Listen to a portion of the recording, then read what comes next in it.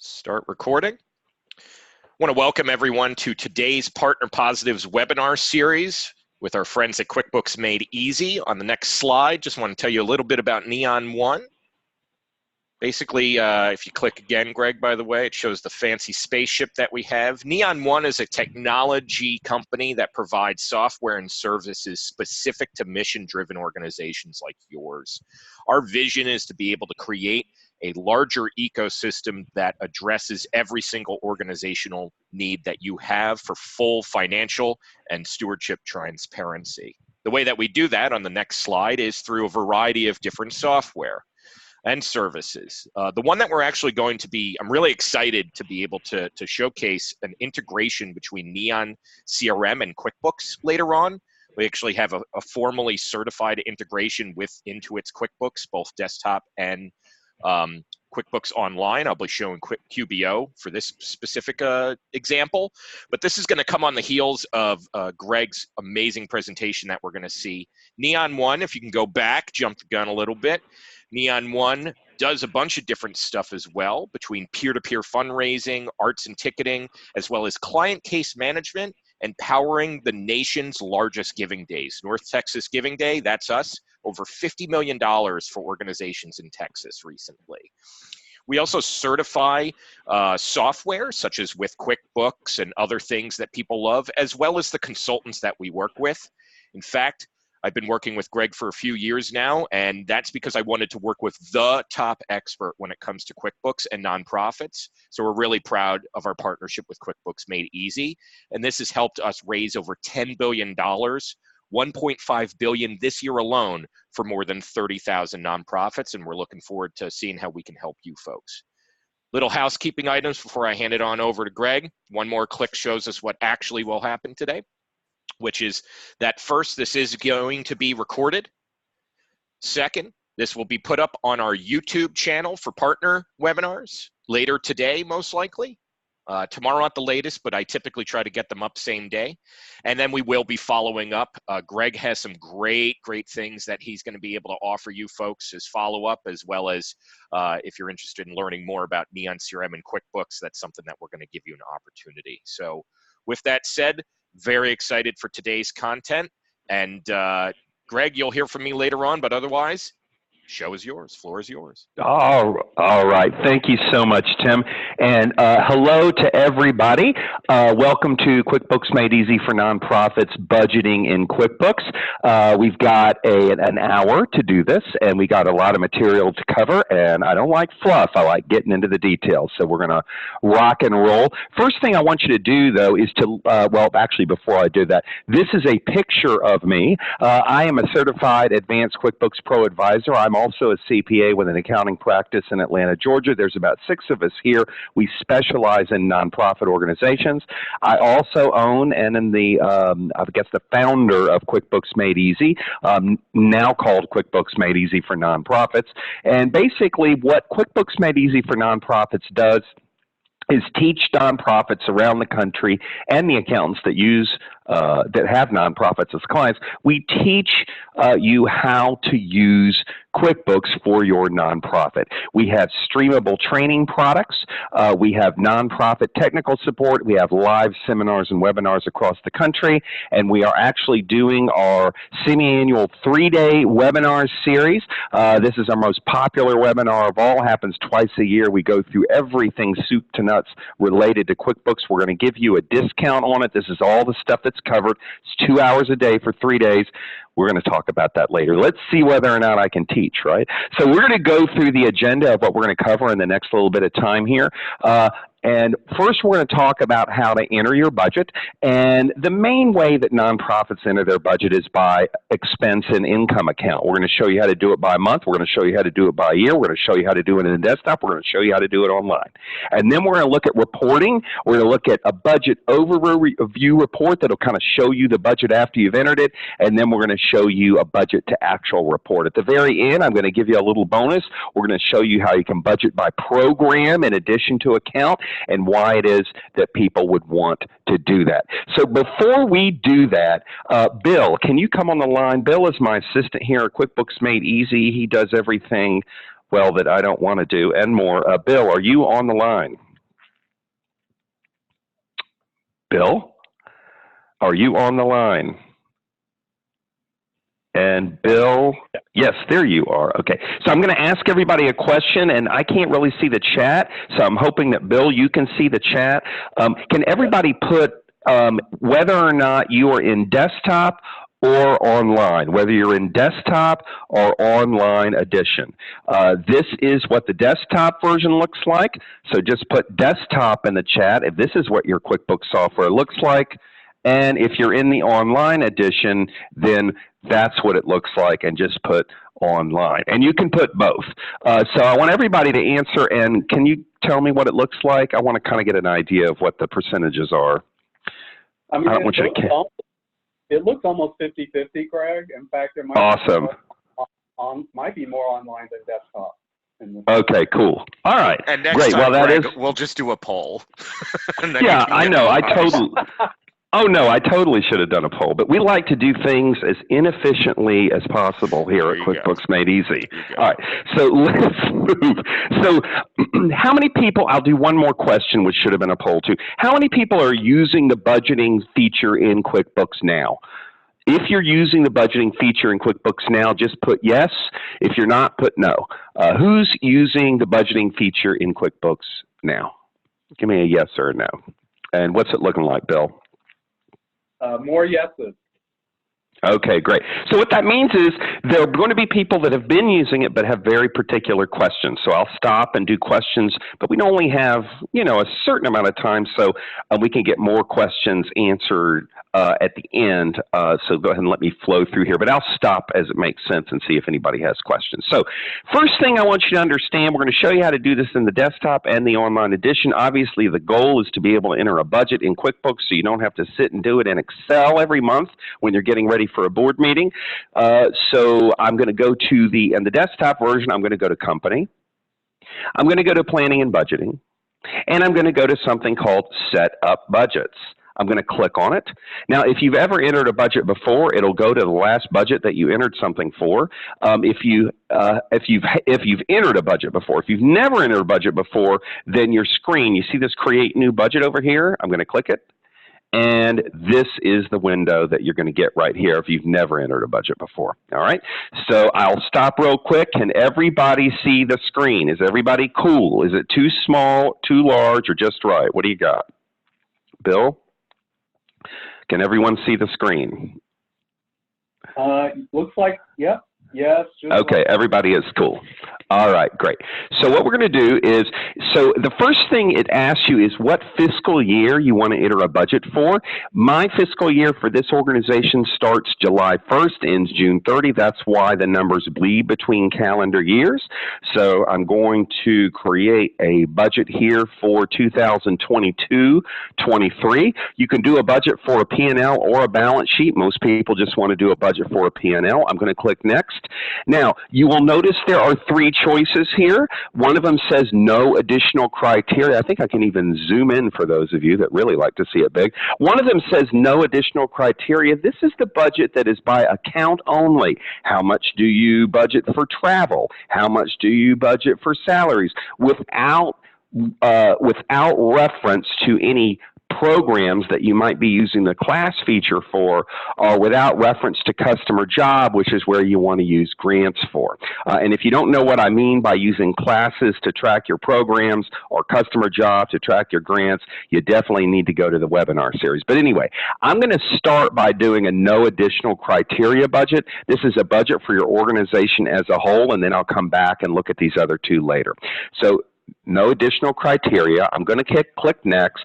Now you'll notice there are two ways to do a budget. You can either do a budget from scratch, or you can do a budget from previous year's actual data, which is kind of cool, but kind of not. It's kind of cool because say, where are we? We're in November. So this is when you would be doing your budget for next year. So here we are in 2019. Well, if you are in 2019, which we are in life right now, and we want to do a budget, if we click Create Budget from previous year's actual data, somebody chat me up, what year do you think it's going to get the actual data from? We're in 19, it's using previous years, what year do you think it's going to pick? Bill, read me the answer if you could. I'll take a sip of water. Maybe it's water. Looks like 2018. It might 2018. But we don't want 2018. We want it to be 2019, keeping in mind the year's not over, but still we have actual numbers from 19, the current year. And that's kind of a neat way to create a budget. You start with the previous year's actuals, and then you can change them. Of course, we're in the year, so we actually want to do it from the current year, not the previous year. How do you think we can fool the computer into thinking that the previous year is 2019? Anybody know how to fool the computer? You can guess. Somebody chat me up an answer. This is so cool. I love teaching this. Anybody got an answer? Billy? Tell them you get, Michael says, tell it you're making a 2020 budget. Michael says, change the date on the computer. Yes, the one that said change the date on the computer, that's the right one. You change your system date on the computer to 2020, and then when it looks and it says previous year, it's going to do 19. It was a good guess to think that you change the date here, but that's not what you do, all right? So you change the system date. Isn't that kind of cool, but yet kind of crazy? You change the system date, it'll give you the prior year, which is the current year, and then you can change the system date back and finish, okay? So, or you could create a budget from scratch, all right? Now, I'm going to stop real quick, and I'm going to go to the online edition because I want to do this kind of at the same time. Now, those of you in the online edition, if you want to enter a budget, I'm going to go to this big fat gear over here. I'm going to give you a little extra thing. Those of you that are in the online edition, if you're new to it, let me tell you something right now. And there's all kinds of junk on a computer screen in the online edition, but there's only really three main places that you want to go. Anytime you're talking about setting something up, you always go to the gear. I'm going to click on the gear, and here is budgeting. Anytime you want to enter a transaction, every single solitary transaction that you can enter is in this plus sign. So we enter plus, here's every single one. Enter an invoice, a check, bill. It's kind of nice. All the transactions in the same place. The third place that people like to go is to get reports, and this is where the reports are right here. Okay? So to set up a budget in the online, I'm going to go to the gear, and I'm going to click budgeting. Okay? Here's a list of all my old budgets. If I want to add a new budget, I click Add Budget. Now, unlike in the desktop, on the online edition, they want you to name your budget. And the reason why they want you to name your budget is because in the online edition, you can have multiple budgets for the same time period. Whereas in the desktop, you cannot. All right. The reason why you might want to have multiple budgets for the same time period is, say you had your original budget, then you got some huge grant in that changed everything. You don't want to lose the original budget, but you want to create a new modified budget. You can do that in the online edition. In the desktop, there's a way to do it, but it's not near as cool as in the online edition. You can just create a new budget. Okay. Now, in the desktop version, you see how if you want to create a budget based on previous year's actual data, it'll give you the prior year. You got to change the date to make it the current year. In the online edition, you can't change your system date if you have the online edition. If you change your computer system date, QuickBooks will stop working. So under pre-filled data, they're smart. They know that you might want the prior year or the current year. Isn't that kind of cool? You click one of these. It pre-fills the screen with the numbers, and then you change the numbers and then save. All right. Here's your subdividing here where you can have a budget by account only or by customer or by class or even something called location. That's the equivalent of this screen here. All right. But anyway, let's move on. So I'm going to create a budget from scratch. I'm going to click Finish, and here comes my budget. Now, there's nothing in here. All the budgets are here. Now, all the numbers are here. Now, there are two kind of ways that people create budgets, or they plan their budgets. Some people budget by year. Some people budget by month. Is there anybody who budgets by month? I want you to type month in the chat if you do budget by month. but I'll just teach as you're doing that. People that budget by month, what they do is they go, okay, in July, I'm going to make $2,000 in contributions. In August, $1,000. September is when they start really coming in. I get $8,000. I get $12,000 in October. I get $20,000. That's budgeting by month. So, Bill, what do we got? I bet you there's not too many people that do this. What do we got? Do it by month. There's a couple of by year, but almost everybody is by month. Everybody that answered. I didn't tell them to answer unless they do it by month. So my guess is most people do it by year. But there's a lot of people that budget by month, which is really cool. What stinks about budgeting by month? And just be honest. What's obnoxious if you budget by month? What makes it tough? And y'all can just chat me up an honest answer. Bill, what you got? We've got expenses are not 1/12 each month. Well, that's assuming that you would want to budget equally. You wouldn't do that if you're budgeting by month. What else is there? Carl says harder to predict. Barbara says you have to type in all the amounts. There you go, Barbara. Barbara's got it. The reason why it sucks is because for every line, you got to put in 12 numbers. We're lazy. Okay, we don't like doing that. So what I'm going to do is I'm going to give you a couple of things to help speed this process for you. In the desktop, you're going to see two buttons down on the bottom left of the screen. One of the buttons says copy across. The other one says adjust row amounts. This is going to make life a little easier for you if you do want to enter your budget by month. So I'm going to pick the copy across first. That's good for expenses or income where it's the same every month. Here's rent. Wait, where's rent? Where's rent? There's rent. Okay, we'll say rent is $2,400, and then I'm going to push this copy across, and bloop, it copies it all the way across the screen. Okay.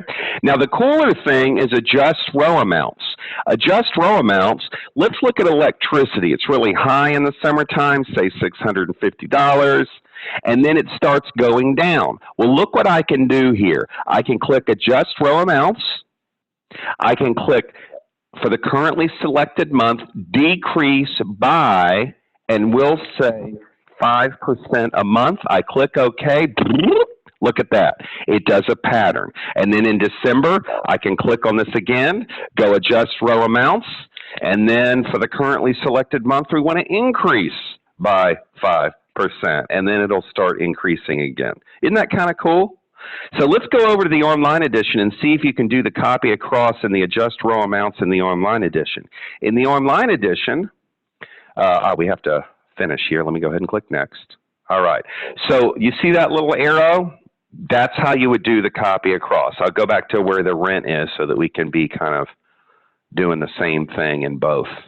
So here's rent. I put $2,400. I click the arrow. Okay.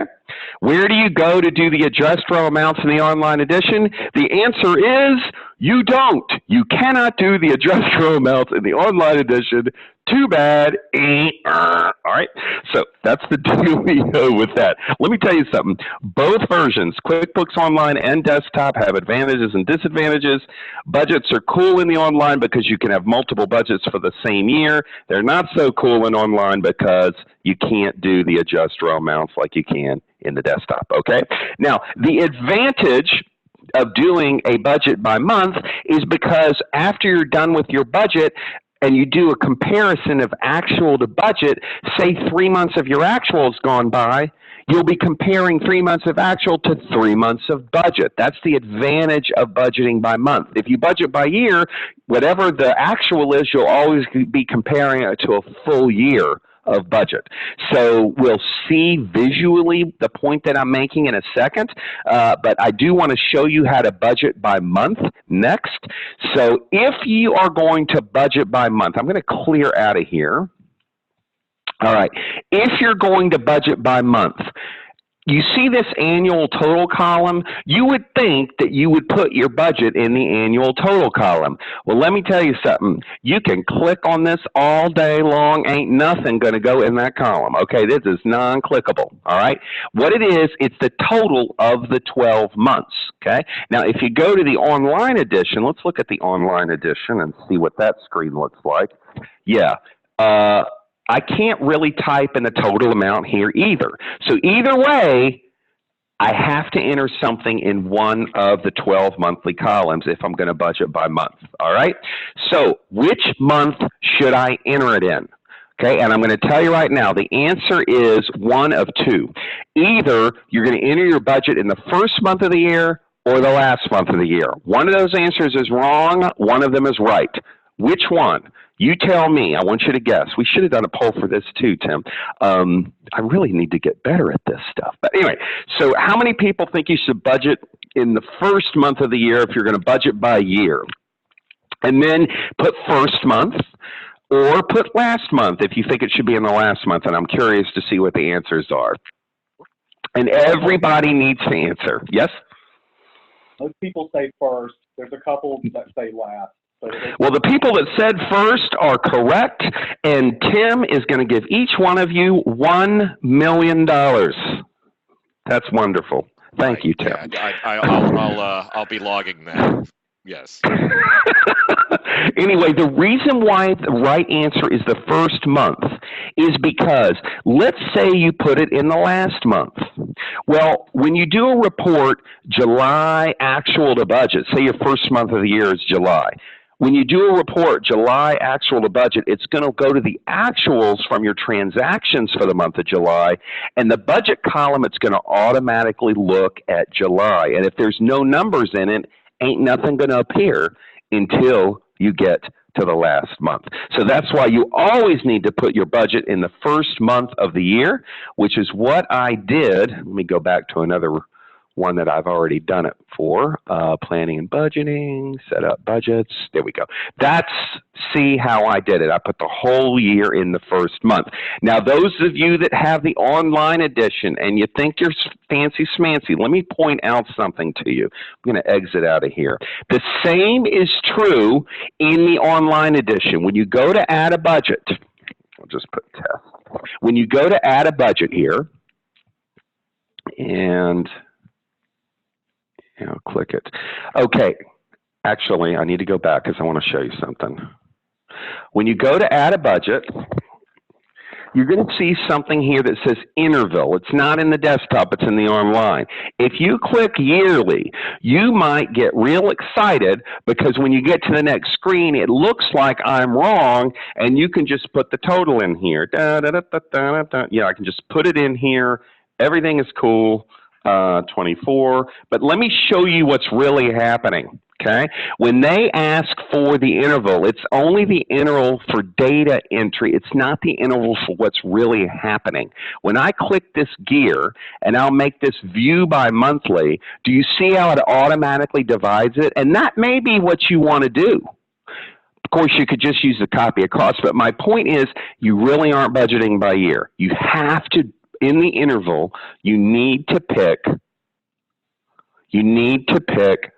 interval monthly so that you can enter the whole thing in the first month. So that's how it works. All right. So let's take a look at a couple of reports now. Actually, you know what? Let's stop for a second, Bill. Let's ask, because we got a little bit more time left. So let's stop and do a few questions. So hit me up. What do you got? Bill, you want to ask some questions because I really can't see them.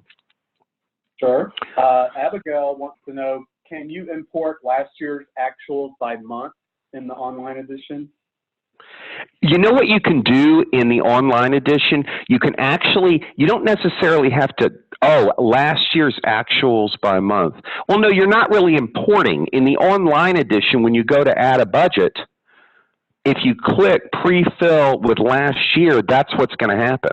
It gives you the actuals. I thought you were asking, can you import last year's budget? And what you can do in the online edition is you can go to last year's budget and make a copy of that budget and then rename it or re-put it for the next year, so you can make a copy of the budget.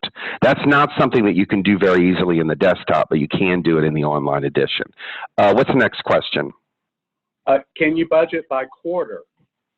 You can budget by quarter. What that would simply mean is you still want to pick monthly,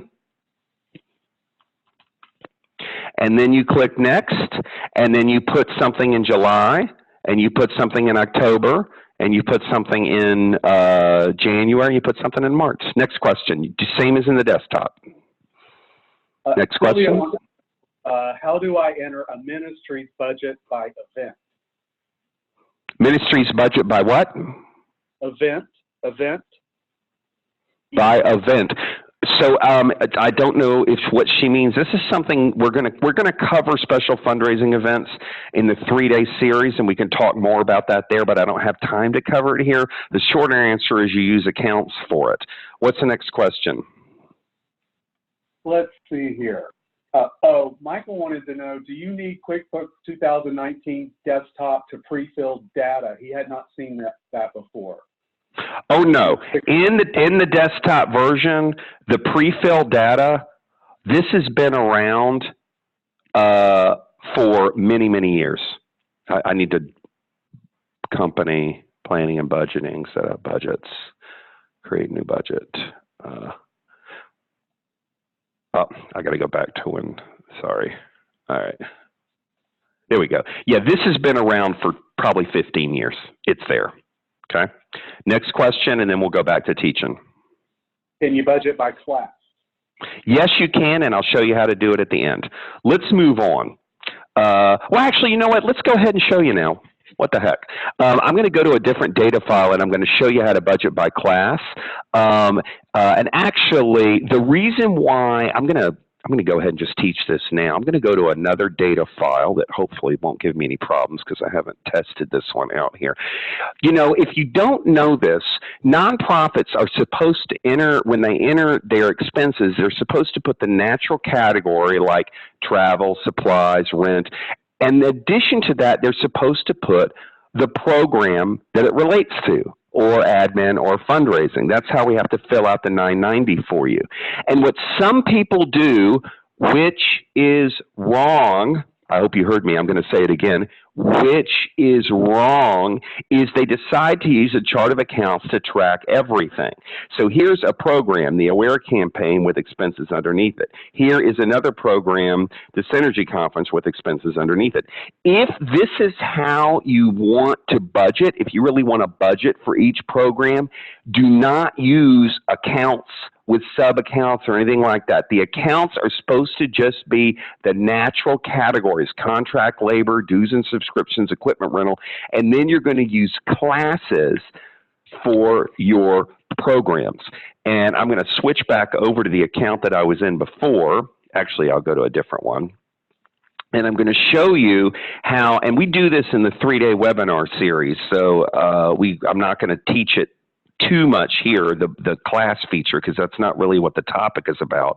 But if you set up classes, classes are a way that you can break your P&L really up into different departments or division. So you set up a class for each program: Guidance Center, Synergy Conference, Aware campaign, and then one for admin and one for fundraising. Then when you enter expenses, you point them to an account here, salaries and wages, and you point them to a class over here, Guidance Center. Now, the same thing is true in the online edition. There's nothing different about it in the online edition. When you go to enter a transaction, like a check or something, you'll see that as long as you're using the classes, here's where you put the account, health insurance, here's where you put the class, or you put the program. Okay, and if you are real fancy smancy and you just simply download transactions and you go, I never enter transactions, you're a crazy person, Greg. Again, when you enter a transaction, you can point it to a class right here. Okay, but the benefit of doing that is then you can get a P&L by class. I'm going to go to Reports, Company and Financial. This is a P&L by class, and this gives me a P&L, which is by class, and you can enter a budget for each one of these things. So let me show you how to do that. I'm going to go to Company. I'm going to go to Planning and Budgeting. I'm going to go to Set Up Budgets, and then I'm going to go to Create New Budget. And if you want to budget by class, you pick Class right here. And when you do that, you're going to get the same screens that you had before, but you'll have the class here. Here's the Guidance Center with its income and expenses. I click Save. Then I click on the Synergy Conference with its income and expenses. I click Save. You do that for each one of the classes. You do it for admin. You do it for fundraising as well. Then you don't need to do an overall budget. You simply need to do a separate budget for each class. And let me show you how beautiful this looks, all right? And I'm going to show you a couple of reports here, but let me show you the report by class. This is what we're talking about. I'm going to go Reports, and Budgets and Forecast, and Budget versus Actual, all right? And here is, I guess I'll show you just a regular P&L by account first of all. Go ahead and click it. And it makes it by month, but if you budgeted by year, then you would have your actual, you'd have your budget, and you'd have your variance. I don't have numbers for this one, but let me show you what happens if you budget by class. When you go to a report, it's budget versus actual. I'm going to do, let me pick one that I know I have information on. Here it is. It's by account and class. I click it. And it's going to add up all of our class budgets and still total it by month. I don't really want that. If I'm budgeting by class, I think I want a column for each program with an actual and budget. So I'm going to pick account by class. I click Next. I click Finish. I'll collapse it to make it a little bit prettier. And take a look at this. Let me zoom in. I've got the Guidance Center with the actual and the budget and the variance. I got the Synergy Conference with the actual and the budget and the variance. I've got the Aware campaign. I've got admin, and I've got fundraising. Now, isn't that the coolest thing in the world? All right? I think it's awesome. And in the online edition, everything is the same way. I will say one thing. In the online edition, when you are looking at, when you want to report on your budget, you don't go to reports. It's weird. You go to the same place that you do everything else, budgeting. So if you want to set up a budget or you want to look at a report on a budget, in the online edition, you go to the same place, budgeting. Okay? Here's where you can add a budget. Here's where you can edit a budget. And here's where you can look at a report of your budget. All right? You click it. And you click Run Budget versus Actual. So here's your budget versus actual. This is one where I budgeted by month. So I've got a July actual, a July budget, and a variance, an August actual, an August budget, and a variance. A lot of columns. This is something that you wouldn't show the overall board, but you would show maybe a finance committee. But then if I go up here and I will make it total only. Let me go back to, I have to click Customize. I have to click Rows and Columns. And instead of it being accounts versus months, I click Accounts versus Total. I click Run the Report. And now I've got actual, budget, and the variance for the board. Okay?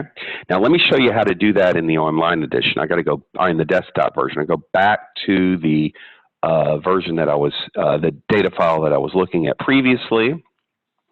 Again, we're just looking at how to get reports out of the software now. I showed you where to go to get the reports in the online edition. Let me show you how to get the reports in the desktop version. Unlike the online edition, you go to one place to enter your budget in the desktop. You go to a different place to get a report. You go to Reports. You go to Budgets and Forecasts, Budget versus Actual. All right. So I'll do it for my budget 1920 by account. I'm going to click it. Again, it assumes it's by month. I'm going to click Finish. This is one where I budgeted by year. If you notice, I got July's actual, July's budget, which is really the whole year, and then I got the variance. Same thing for August. August actual, there is no budget, and then the total. So if you budget by year, this isn't really relevant, so you want to make the show columns be total only. Then you got your actual, and you got your budget, and you got your variance. Now, I want to show you the advantage of budgeting by year, budgeting by month over budgeting by year, okay? So I got actuals for the year. This is budget for the year because this is a whole year. Watch what happens if I budget by year, and y'all know this because if you budget by year, this happens for you every month. So now I'm budgeting just one quarter. So the first quarter of the year, July, August, September, has gone through.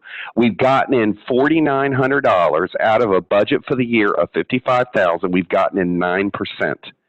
So 3 months has gone by, 25% of the year, we've gotten in 9% of the budget. Is that good or bad? What's your knee-jerk reaction? Go ahead and chat Bill up and answer. Knee-jerk reaction, good or bad? 3 months of the year's gone by. If you were on the board, what would you say?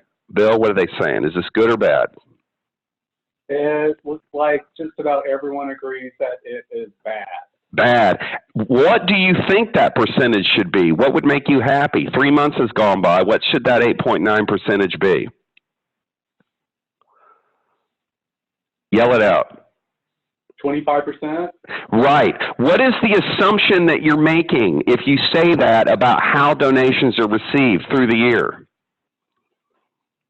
What are they saying? They come in evenly. Right. Do they come in evenly? Heck no, they don't come in evenly, okay? But that's what your board, see, this is the problem with budgeting by year, you see, because you can't really tell. Now, look what happens to the person who budgets by month. I'm going to change this date range to a year that I budgeted by month, and let me show you what happens here. Let me refresh this. Do you see how now the budget's only $9,000 so we can really see whether or not we did well? Does that make sense? So that's why people budget by month. I'm going to go to 19 back to where I was, because people that budget by year, I'm not trying to keep you from doing it, but I do want to tell you something. I'm going to click on Excel. I'm going to click Create New Excel, and you can do this in the online edition as well. If you budget by year, I like to send the report over to Excel, and the Excel report is what I send to the board. And here it is in Excel. And then what I'm going to do is I'm going to put, I like to do this. I like to put the word annual next to budget because that's really what it is. And then I like to put the percentage that people have in their head anyway. And then you know when you're going to get questions from a board member, and you can actually put notes here. Give me a break. Wait till December, all right? So that kind of a thing. And I'll throw you one more bone here, and we're going to finish up on, and there's a couple more things I want to show you, but I want to say something here. This is going to be kind of cool. If you send something to Excel, let me show you something here. You notice how there were no when I sent it over to Excel, there were no empty columns between the columns. How many of you have, whenever you send something to Excel, there's always empty columns between the columns that actually have information in them? It looks like this. How many people are answering yes that they have this problem? Let me pull this over here again so you can see what I'm talking about. You see how this comes over with these columns that have nothing in them? How many people have that issue in the desktop? Go ahead and chat me up. Does anybody know about this? Yes, they certainly do. It's annoying. And so the way to get rid of this, and you're going to love me for this, this doesn't even have to do with budgeting. So I'm going to click Excel. And you want to push this button here that says Advanced before you send something over. You see the thing that says space between columns? That's why it's there. If you unclick that, when you send it over to Excel, the columns will not be there anymore. If you're in the online edition, you don't have to worry about those columns. They're never going to be there anyway. And to get something over to Excel, you push this little tiny thing right here, Export to Excel, and that's how you do it in, and here it is right here. This is how you do it in the online edition. So I told it to open up. It didn't open up, but I think you get the idea. I must have closed it by accident. So the only other thing that I don't think I mentioned is we didn't talk about how to get a report just of your budget. I only showed you budget to actual. So let me show you how to get a report just of your budget. In the desktop, you're going to go to Reports. You're going to go to Budgets and Forecasts, and that's what this budget overview report is. I'm going to click it. I'm going to pick the year that I want to do a budget for. We'll do this one here because I think this is the one where I have a budget number for each month. Yeah, July, August, September, October, November. Kind of cool. All right. All right. So I think that's it for that. And then in the online edition, let me go to the online edition. And in the online edition, you go to the gear for all your reports. You go to budgeting. And then you pick your budget. This is the one I did by month. And here's budget overview. And the reason why I'm pointing out these budget overview reports is because once you enter the budget, you can print this out. You can email it if you'd rather. You can email out of QuickBooks Online and Desktop, by the way. And you can send it to the board. They can vote on it. It can become part of the minutes. All right? So I'm going to, okay, what I want to do next is I want to open up this slide real quick. First of all, how's everybody feeling? We got about 20 minutes left. Is everybody feeling good? Is this good, bad, indifferent? Anybody feel something strong that they want to tell me? How are we feeling, guys? Like they're mostly feeling pretty good. Pretty good? Not incredible? Right. All right. All right, that's good. So I'm going to do a little shameless plug, and then we'll get back to some questions. So it's a 3-day webinar series that we have. Now, we do this twice a year. November is a very popular time because you're getting ready for next year. We're going to be covering the desktop on November the 12th, 13th, and 14th, and we're going to do the following week, which is the 19th, the 20th, and the 21st in the online edition. This is going to give you everything you could possibly want to know about QuickBooks Desktop or online from the viewpoint of a nonprofit organization, soup to nuts. If you are an accountant, you will get 6 hours of continuing professional education, and it's 2 hours a day. So you'll go from 2 to 4 Eastern Standard Time. Then you've got 24 hours to think about everything you've learned. We'll have a lot more time for questions than we did here. It's a smaller group. You can try out what you've learned. Then the next day you come back. It's the same group of people you were with yesterday. We become like a little family. It's really a cool way to learn, and we do that for 3 days, and then we end. It's $249. Normally, we're going to give it to you for $199. That's $50 off. So it's Neon50 off is the code that you'll use. This is what's covered. The first day is going to be all basic stuff, although even if you've been using QuickBooks for years, we're going to do a lot of setup here, what your account should be, what your program should be, how to set up your grants, a lot of stuff in here that even if you've been using QuickBooks for a long time, the reason why you can't get good reports is because perhaps you haven't set things up right. So even you longtime users will learn. We are going to go over with what's new in the version 2000 of Desktop, 2020, I mean, of Desktop. We're also going to go over what's new in the online edition. In day 2, it's all about transactions, all related to nonprofits, and day 3 is all advanced stuff. All right, so that's special fundraising events, pledges, restricted grants, how to get a thank you letter out of QuickBooks, and kind contributions, all kinds of extra stuff. Again, it's 50 days. This $50 off. This is going to end on November the 9th at 11:59 p.m. So that's the code Neon50 off. And that's the code Neon50 off for the online users as well. So write down that code, and I'm going to leave this up on the screen. You go to the QuickBooks Made Easy website, QuickBooksMadeEasy.com, to sign up for it. You go to QuickBooksMadeEasy.com. So let's do a couple of questions here. We have a little bit of time, and then we've got a special presentation for you that I want to talk about. But let's do some more questions. What do we got? Carol was asking, how can you print actual versus budget report by customer in online? Sure. So this is a little advanced, but people use the customer. I got to go to a different data file here. But people use the customer field to track their grants. So if you do use that, and we show you how to do that in the 3-day webinar series, let me show you what you can get. So what it means is that when you enter your budget, we'll go to where the budgets are. And I think I already have one here for restricted grants. I think this might be it right here. Let me edit this budget.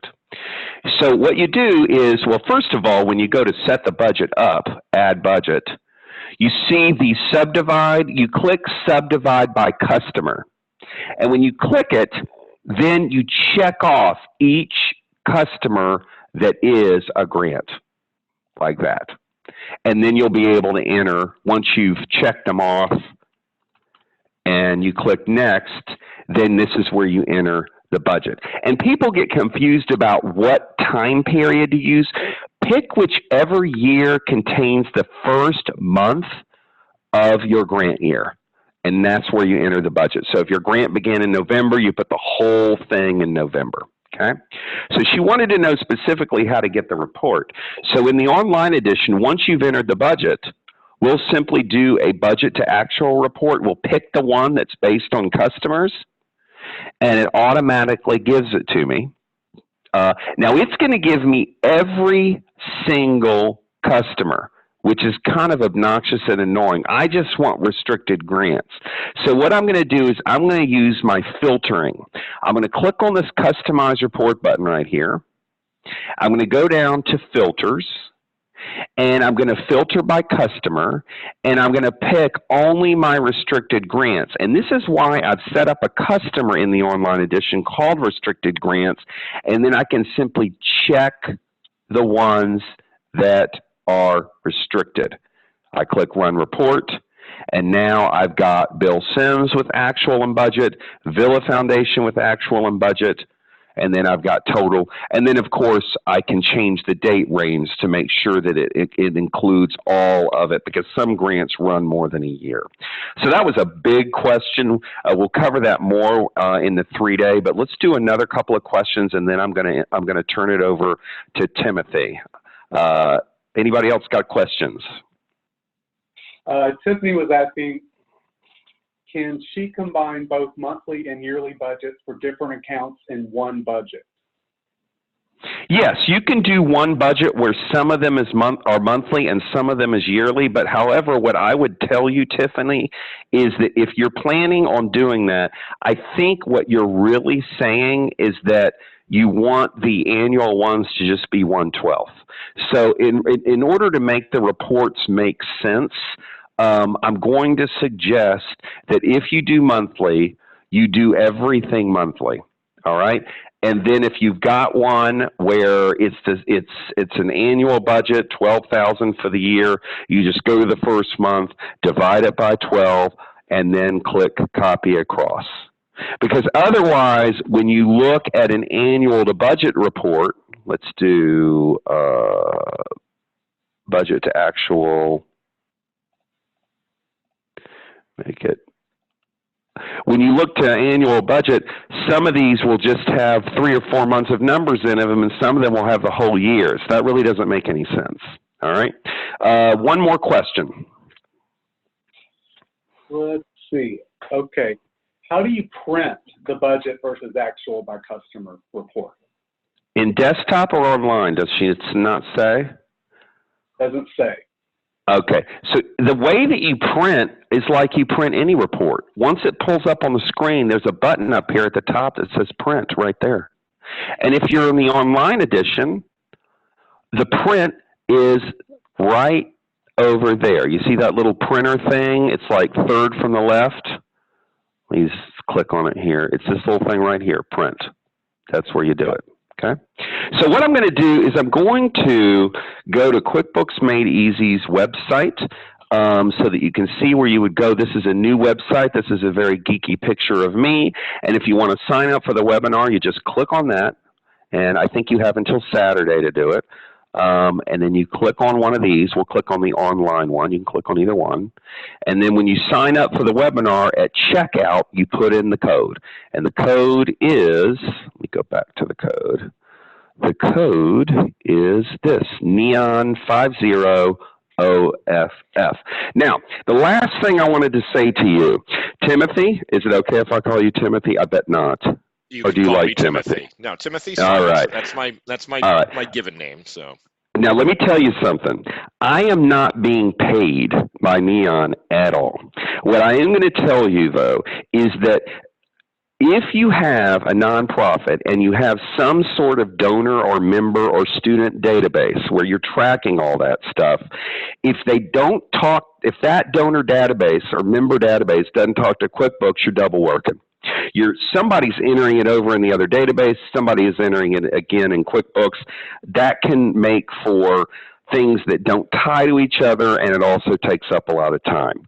So what we need in the marketplace is a good database, they call them CRMs, that work and that sync with QuickBooks. Now, are there good donor databases in the marketplace? Heck yeah. Are there donor databases, are there databases that sync with QuickBooks? Yes. But finding a good donor database that also syncs with QuickBooks is virtually impossible. And right now, to be completely honest with you, there's not very many donor databases that I would recommend or that any fund developer would recommend that actually sync with QuickBooks so that both the development person and the accountant are happy.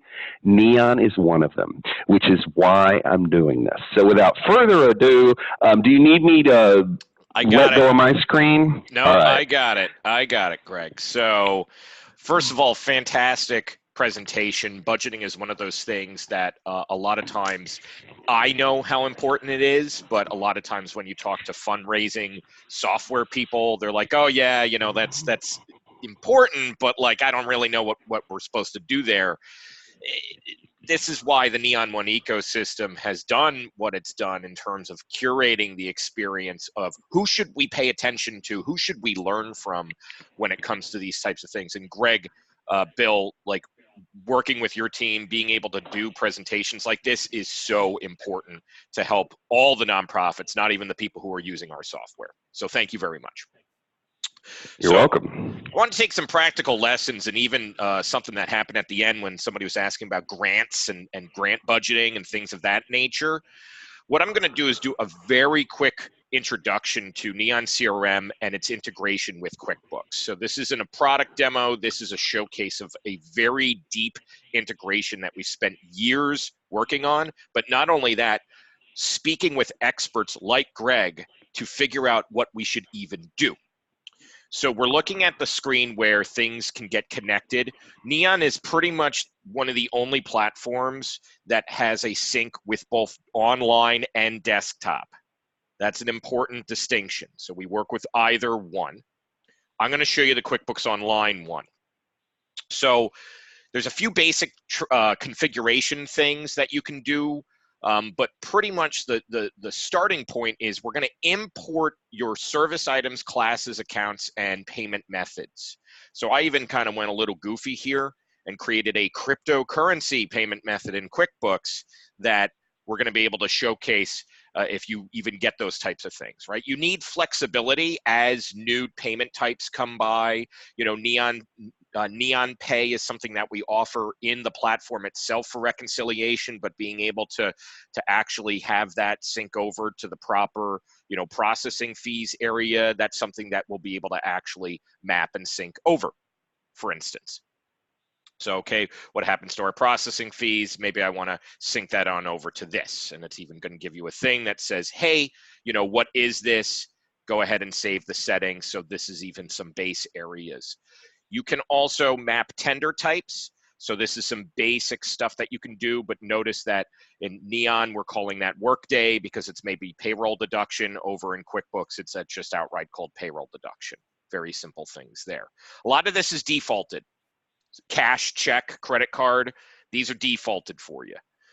But The other really cool thing here is that from a mapping standpoint, you can get very itemized. Now, Neon is different from other fundraising systems in that we actually make a clean and clear distinction between 4 transaction types, because from a tax deductible standpoint, an event ticket for a gala is not the same thing as a outright donation to your organization.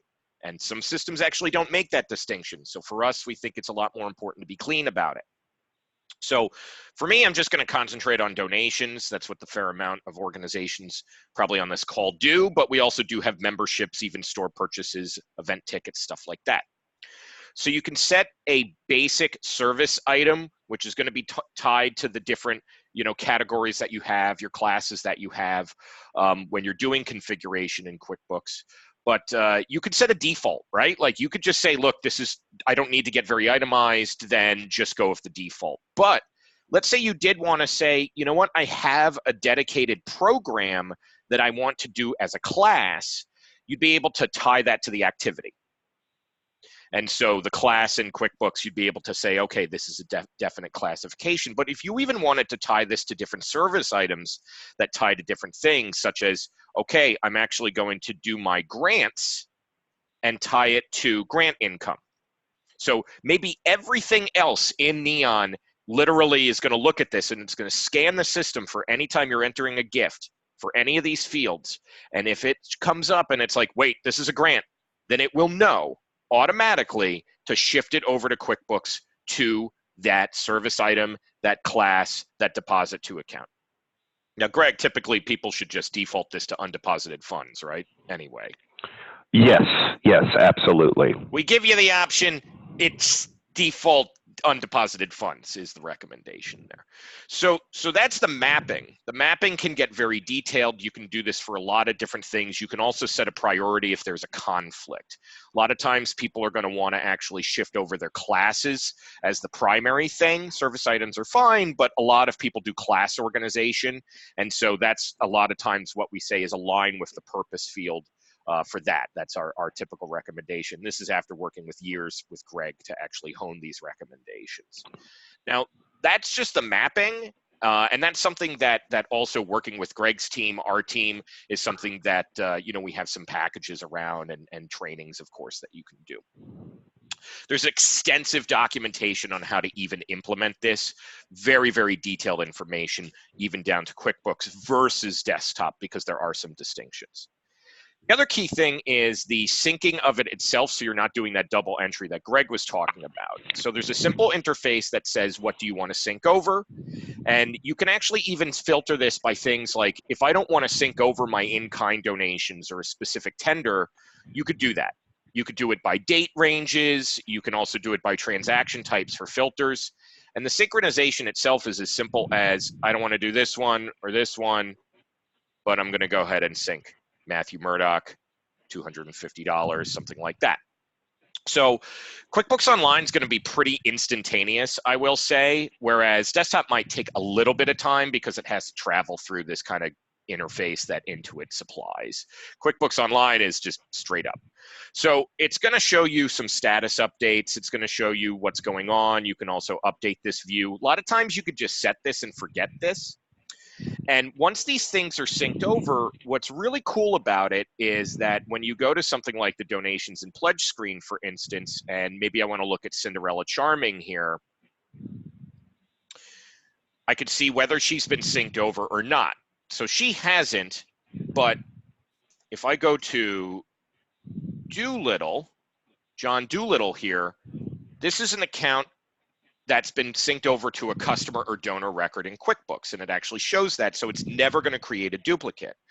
But what's also really powerful, and this is a really important thing for people like Greg, is that once the thing is synced over, unless you have permission controls, I can't actually edit this.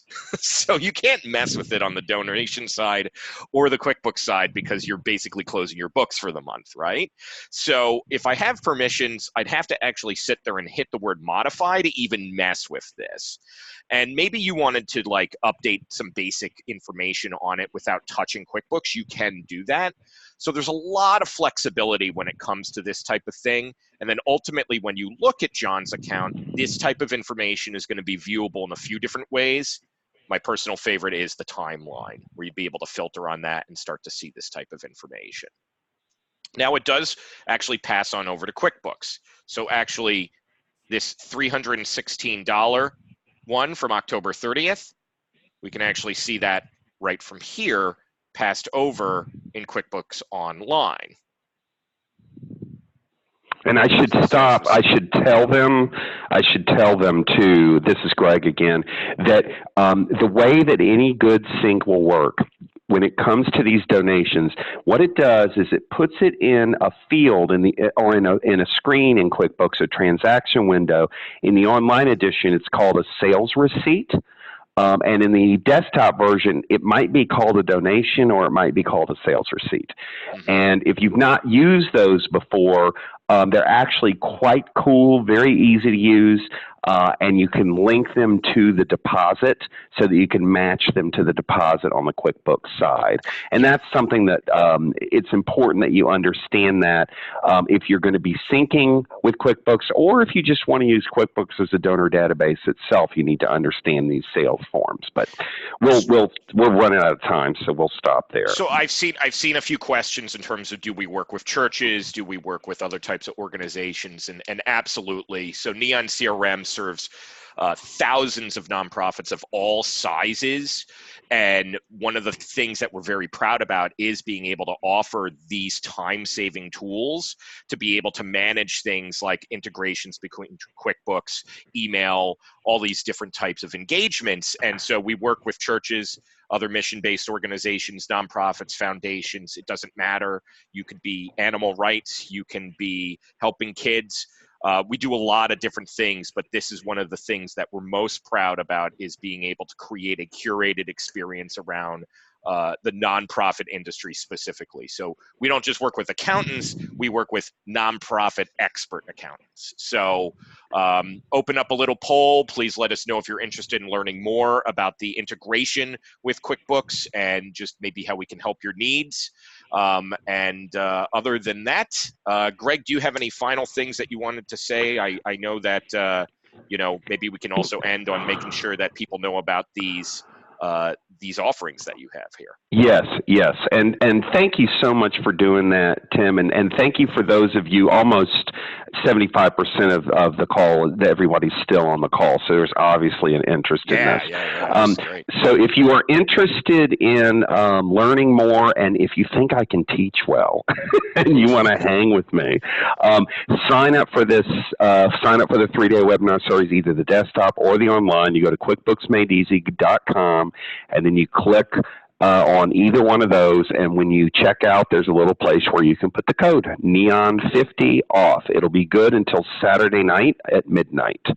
All right, and I think that's it. Awesome. Well, I wanted to thank everybody for their time today. We're definitely going to be following up. If you have any questions, definitely let us know. You can always email partners@neon1.com, and any of the QuickBooks items we've been forwarding over to Gregg and Bill to engage, and anything with Neon itself, let us know. But otherwise, you folks have a great rest of the year. We're coming into a really important time, and we really wish you luck with everything that you're doing. All right. See you later. Thank you.